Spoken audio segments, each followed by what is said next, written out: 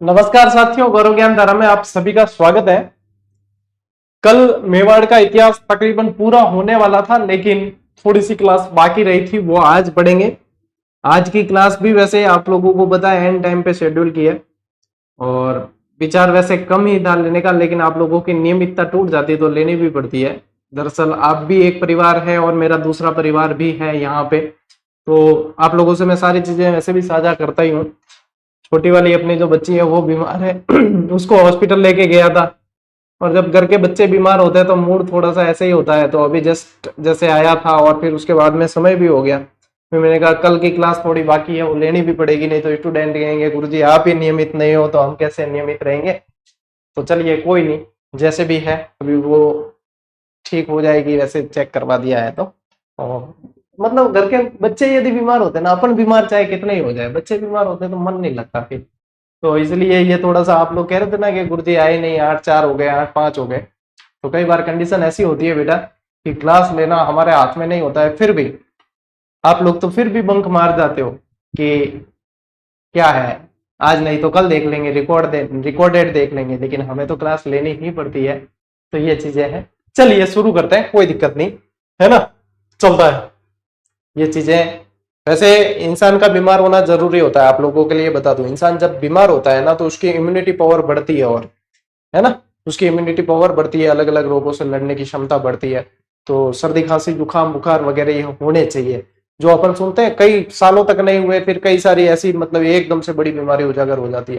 तो ये चीजें होनी चाहिए, इम्यूनिटी बढ़ती है इससे। चलिए पढ़ते हैं अपनी इस क्लास को। कल अपन ने अमर सिंह जी तक पढ़ा था और मेवाड़ मुगल संधि पढ़ ली थी, है ना। क्लास पे फोकस करते हैं। चलिए, मेवाड़ मुगल संधि पढ़ी थी अपन ने, है ना। और मेवाड़ मुगल संधि में मैंने आप लोगों को जो है सारी शर्तें बता दी थी, और ये बताया था कि जैसे ही मेवाड़ मुगल संधि हुई तो अमर सिंह जी उससे बहुत ज्यादा दुखी थे। अमर सिंह जी इसलिए दुखी थे कि मेरे पुरखे, मेरे पूर्वज जो है, उन्होंने इन मुगलों की अधीनता स्वीकार नहीं की, और मेरे सामने परिस्थितियां ऐसी है कि मैं कुशल योद्धा होते हुए भी मुझे जो है ये परिस्थितियां मजबूर कर रही है कि मुझे मुगलों से संधि करनी पड़ रही है। और इस संधि से वो इतने ज्यादा दुखी हो गए कि फिर अपने पुत्र के पक्ष में राजगद्दी छोड़ के जंगलों की ओर चले गए थे। ठीक है, वही अमर सिंह जो बहुत चंचल और योद्धा स्वभाव के रहे हैं, वही अमर सिंह जो मान सिंह को मुंह तोड़ जवाब देते हैं, वही अमर सिंह जो किसका परिवार को पूरा किडनैप करके लिए आए थे, बताइए, पूरे परिवार सहित जो है किडनैप करके लेके आ गए थे। किसे लेके आए थे बताओ? वो है ना शासक, वो क्या नाम है उसका, मेरे दिमाग में से देखो आज निकल गया, आज दिमाग आधा ही काम कर रहा है चलिए बताइए, वो रोहित शर्मा वाला हो गया मेरे भी इफेक्ट। किसको? अब्दुल रहीम खाने खाना, हाँ, अब्दुल रहीम खाने खाना को पकड़ के लेकर आ गए थे। तो ठीक है, चलिए अब देखिए, मेवाड़ मुगल संधि से दुखी होकर अमर सिंह राजपाट अपने पुत्र करण सिंह के पक्ष में छोड़कर जंगल में चले गए थे। ये ध्यान रखना है, करण सिंह वह पहला शासक था या राजकुमार कह सकते हो जो मुगलों के समक्ष जो है, मुगलों के वहां 1000 सैनिकों के साथ उपस्थित हुआ था। जहांगीर के विद्रोही राजकुमार खुर्रम को, है ना, जो बाद में जाके आगे जाकर क्या बना है, शाहजहां बनता। ठीक है, ये खुर्रम को जो है कर्ण सिंह ने शरण दी थी और जग मंदिर में ठहराया था। जग मंदिर में ठहराया है। जग मंदिर की भव्यता और उसकी बनावट को देखकर इस खुर्रम को, जो आगे शाहजहां बनता है, इसको लगता है कि ऐसा यदि भविष्य में कुछ हुआ तो मैं भी बनाने का प्रयास करूंगा, है ना। तो इसीलिए कहा जाता है कि ताजमहल को बनाने की प्रेरणा उसने यहाँ के जग मंदिर से ली थी। ये आप लोगों को ध्यान रखना है। ठीक है, चलिए, पिछोला झील के मध्य जग मंदिर का निर्माण कर्ण सिंह ने ही करवाया, जिसे पूरा इनके पुत्र जगत सिंह प्रथम ने किया है। शुरुआत किसने करवाई है? कर्ण सिंह ने, और पूरा किसने किया है? जगत सिंह प्रथम ने किया है। और जगत सिंह प्रथम जो अपन पढ़ते हैं, तो मेवाड़ मुगल संधि के विरुद्ध चित्तौड़गढ़ दुर्ग की मरम्मत करवाई थी। मेवाड़ मुगल संधि के उस संधि में क्या था कि इसकी मरम्मत जो है ये नहीं करवा सकते, ये था। लेकिन ये जगत सिंह प्रथम जो है ये शासक था जिसने मेवाड़ मुगल संधि के विरुद्ध चित्तौड़गढ़ दुर्ग की मरम्मत करवाई पहली बार। उदयपुर में जगदीश मंदिर का निर्माण करवाया, और इनकी दायमा नौजूबाई, याद रखना इनकी दायमा का नाम क्या था? नौजूबाई। नौजूबाई के मंदिर का निर्माण करवाया है। ठीक है, जिसे दायमा मंदिर के नाम से भी जानते हैं। इसी मंदिर को क्या कहते हैं? दायमा मंदिर भी कहते हैं। क्या बोलते हैं? दायमा मंदिर के नाम से जाना जाता है। जगन्नाथ राय प्रशस्ति को उत्कीर्ण करवाया और जग मंदिर के निर्माण को पूर्ण करवाया। जिस जग मंदिर का निर्माण या करण सिंह जी के समय शुरू हुआ था उसको पूर्ण करवाया है जगत सिंह प्रथम ने। अब अपन उत्तरवर्ती शासक पढ़ रहे हैं। अब जैसे राज सिंह पढ़ेंगे और उसके बाद में उत्तरवर्ती शासक पढ़ेंगे। लीजिए स्क्रीनशॉट ले लीजिए आप फटाफट से। फिर राज सिंह में काफी सारे प्रश्न आप लोगों को पूछता है एग्जामिनर, तो सारे के सारे अपन देख लेते हैं। चलिए एक बार स्क्रीनशॉट ले लीजिए आप इसका। पीडीएफ कल वाली क्लास की शायद मैं देना भूल गया हूं, तो वो पीडीएफ भी आप लोगों को दे दी जाएगी, है ना, तो उसकी चिंता मत करना। चलो टाब्रो,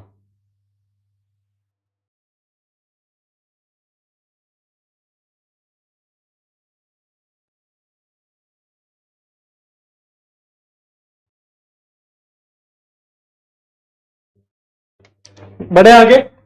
ओके, अब देखिए राज सिंह से बहुत सारे प्रश्न बनते हैं। देखो मेवाड़ के मुख्य मुख्य शासक बता देता हूं मैं आप लोगों को, जिनसे बहुत सारे प्रश्न बनते हैं। जब अपन शुरू करते हैं तो स्टार्ट में बन जाते हैं बप्पा रावल से। अलग से सिर्फ 2 प्रश्न बनते हैं जो मैं आप लोगों को बता चुका हूं, ठीक है। एक तो हुण राजकुमारी हरिया देवी से विवाह, एक नौकरशाही प्रथा। फिर जैसे आगे आते हैं तो जयत्र सिंह से प्रश्न बनते हैं, भूताला के युद्ध और उससे संबंधित। फिर आप आगे आइए उनसे और वापस, जब सबसे ज्यादा फिर प्रश्न बनने के चांसेस आते हैं, एक तो अपने लाखा से, एक बनते हैं कुंभा से, और फिर बनते हैं सांगा से, फिर महाराणा प्रताप से, और फिर उत्तरवर्ती शासकों में सबसे ज्यादा राज सिंह से। ये प्रमुख प्रमुख शासक हैं जो आप लोगों को मुख्य रूप से ध्यान रखने ही रखने हैं, ठीक है। जन्म इनका 1629 में और मृत्यु हुई है 1680 में। पिता महाराणा जगत सिंह, माता महारानी मेड़तनी जी, ठीक है। राज्याभिषेक हुआ है 1652 के अंदर, राज्याभिषेक होता है 1652 में। उपाधि इनकी विजय काटकातु, और इन्हें हाइड्रोलिक रूलर के नाम से भी जानते थे। इन्हें क्या कहते थे? हाइड्रोलिक रूलर, ठीक है। इनके नाम से भी राज सिंह जी को जाना जाता था। ये विजय काटकातु हाल ही में एग्जाम में पूछी गई, और लगभग एग्जाम में पूछते ही हैं विजय काटकातु के बारे में। मुगलकालीन शासक इनके समय कौन थे? औरंगजेब था, है ना, और इनसे पहले शाहजहां भी था। औरंगजेब से पहले शाहजहां भी था, लेकिन औरंगजेब, देखो औरंगजेब मतलब शाहजहां के समय जो उत्तराधिकारी संघर्ष हुआ, ये औरंगजेब, दारा सिकोह वगैरह ये सब लड़े। तो पहले तो इन्होंने जो है दारा सिकोह का साथ दिया, उसके बाद में किसी का साथ नहीं दिया। इनको लगा कि बाद में कोई जीत गया तो भी समस्या खड़ी करेगा। फिर लेकिन जब औरंगजेब शासक बन जाता है तब इनकी औरंगजेब से मित्रता भी अच्छी होती है। औरंगजेब जब शासक बनता है तो राज सिंह जी इन्हें भेंट भी भिजवाते हैं, ऐसे बोलते हैं, उपहार भी भेंट भिजवाते हैं, है ना। तो ये भी आप लोगों को ध्यान रखना है। और इनको जो है औरंगजेब डूंगरपुर, बांसवाड़ा और ग्यासपुर के परगने देता है। डूंगरपुर, बांसवाड़ा और ग्यासपुर, ये परगने जो है औरंगजेब राज सिंह को देता है। तो ये भी आप लोगों को ध्यान रखना है कि भाई ये बहुत बार प्रश्न पूछा गया, ये बहुत बार प्रश्न जो है पूछा गया है। डूंगरपुर, बांसवाड़ा और ग्यासपुर तीनों याद रखना है, ठीक है। चलिए स्क्रीनशॉट लीजिए। हाँ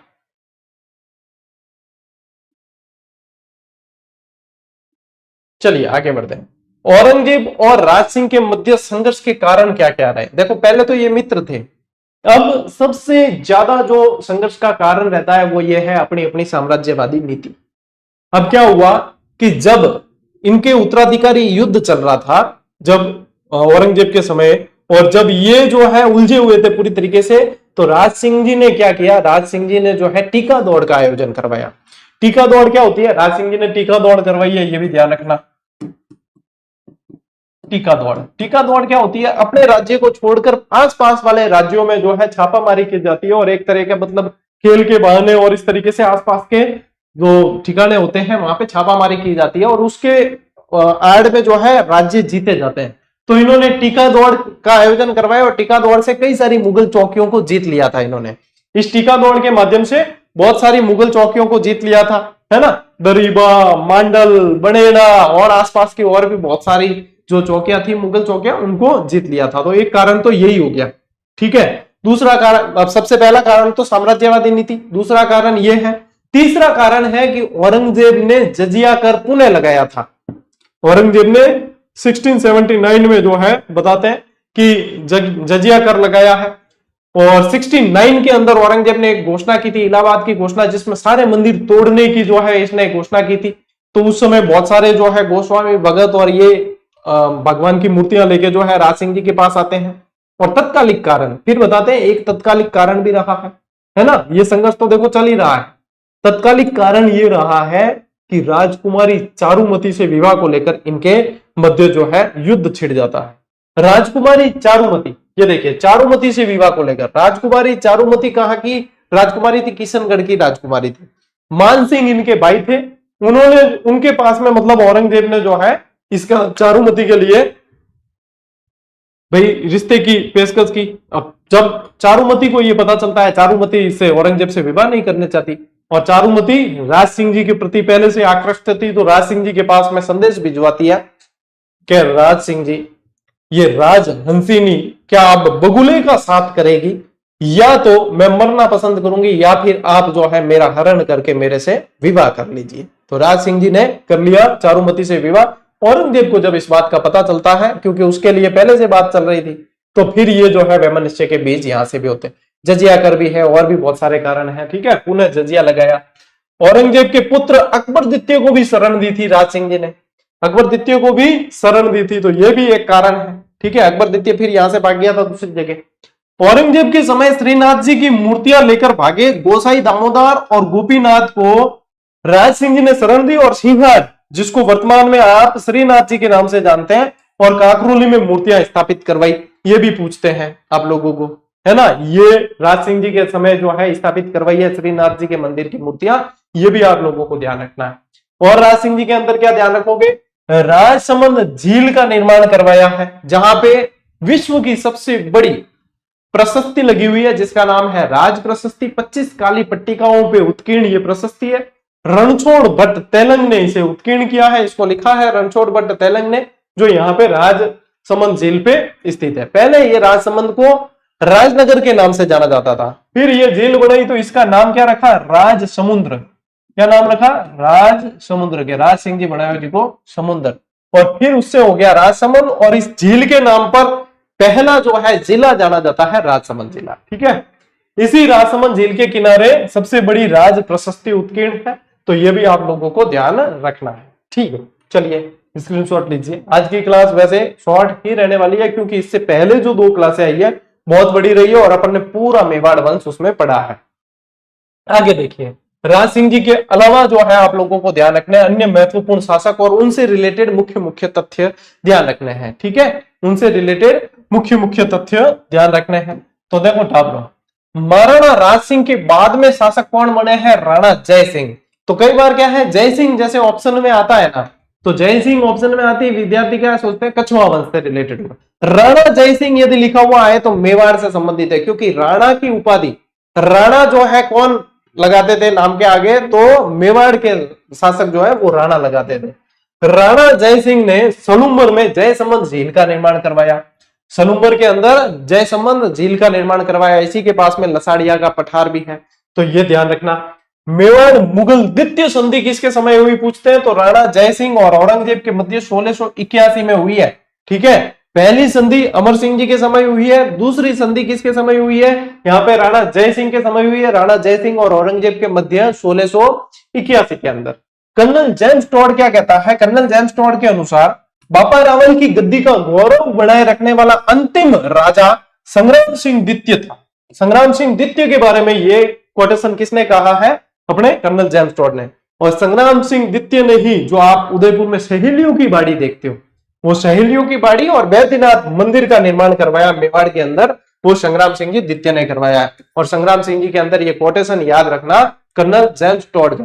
कर्नल जेम्स टॉड ने बहुत सारे कोटेशन दिए, जैसे कि एक भैंसरोडगढ़ दुर्ग के बारे में भी दिया था, आपको याद हो तो मैंने कई बार बताया है कि यदि राजस्थान के अंदर मुझे कोई दुर्ग पेशकश की जाए या मुझे कोई दुर्ग दिया जाए, तो मैं जो है भैंसरोडगढ़ को अपनी जागीर बनाना चाहूंगा, ये कहा था कर्नल जेम्स टॉड ने भैंसरोडगढ़ के बारे में। चलिए इसका स्क्रीनशॉट लीजिए, आगे बढ़ेंगे। देखो ठाकुर, मेवाड़ के महाराणा जिन्होंने अजमेर दरगाह के लिए 4 गांव दान में दिए, जिन्होंने अजमेर दरगाह के लिए 4 गांव दान में दिए, जगत सिंह द्वितीय। किसने दिए? जगत सिंह द्वितीय। गांव, इन गांवों के नाम नहीं पूछते, गांवों के नाम आपको पूछते हैं एकलिंग जी मंदिर के निर्माण के लिए एकलिंग जी मंदिर के निर्माण के लिए जो कुंभा ने दिए थे वो पूछते हैं, काडोड़ा वगैरह वो आप लोगों को बताए थे। ठीक है, चलिए फिर देखो, राणा जगत सिंह द्वितीय के समय हुडा सम्मेलन का आयोजन हुआ। राणा जगत सिंह द्वितीय के समय हुडा सम्मेलन का, अभी इसको हुडा सम्मेलन की मैं सारी डिटेल आगे बताऊंगा आपको। ठीक है, मेवाड़ के महाराणा जिनके समय अंतिम बार रानियों की सती होने के प्रमाण मिलते हैं वो है महाराणा स्वरूप सिंह। स्वरूप सिंह के समय अंतिम बार मेवाड़ की रानियां सती हुई थी, उसके अलावा आप लोगों को ध्यान नहीं रखना है। स्वरूप सिंह के समय डाकन प्रथा पर रोक लगी थी, 1853 की बात है। कितनी बात है? 1853 में। किसकी मदद से? जेसी ब्रुक की मदद से। जेसी ब्रुक की मदद से। ठीक है, तो ये ध्यान रखना, डाकन प्रथा पे रोक लगी स्वरूप सिंह के समय।